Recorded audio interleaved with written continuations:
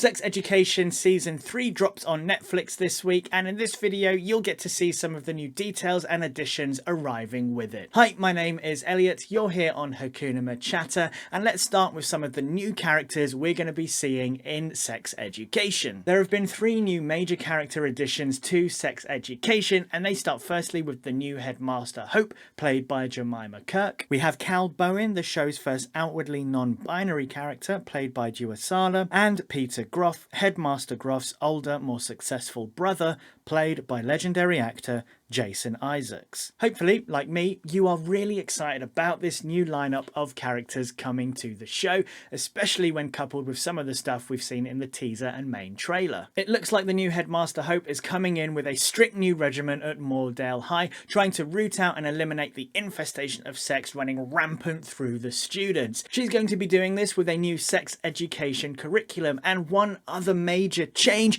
that I'll be talking about more later on in this video, so make sure you stick around. With Duasala's Cal, you might be looking forward to seeing how the show deals with its first outwardly non-binary character. A lot of me hopes they don't have to spend their time constantly explaining to other characters exactly what being non-binary is like. However, with the current conversations around gender and pronouns in our society, this is an amazing chance for a mainstream show to educate people on and spotlight non-binary people. The show has always been very good for quote-unquote proper representation, by which I mean characters are not led by what they are, but by who they are. Though it is great to know that Cal is non-binary and that the representation is there, learning who they are is where the anticipation lies. As for Jason Isaacs, I'm not really sure there's more that needs to be said. We're all fully aware of what he can do, and you'll know exactly what he's going to bring to the title: Headmaster Groff's older, more successful brother. So one of the biggest new additions to Sex Education Season 3, which is part of Headmaster Hope's implementations for the new sex education curriculum, so on and so forth,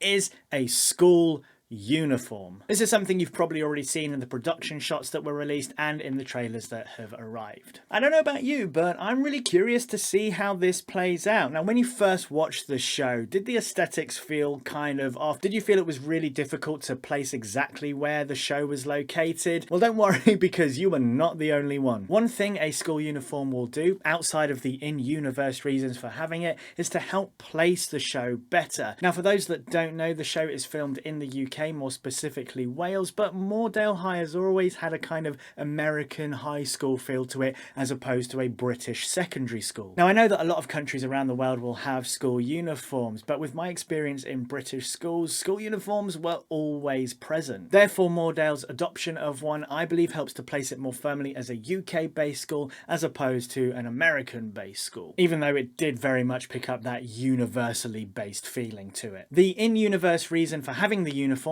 I'm assuming, is to stop the students from being sexually attracted to each other. It has the possibility of working, though that being said, from taking a look at the trailer and of course the fact that these are horny teenagers, yeah, it's not quite working, is it? Want to know what makes Sex Education such a brilliant show? Click this video right here. Make sure you subscribe, turning on the bell notification, as there is much more sex education content coming to this channel and you don't want to miss out on that. Until then, Hakuna MaChatter.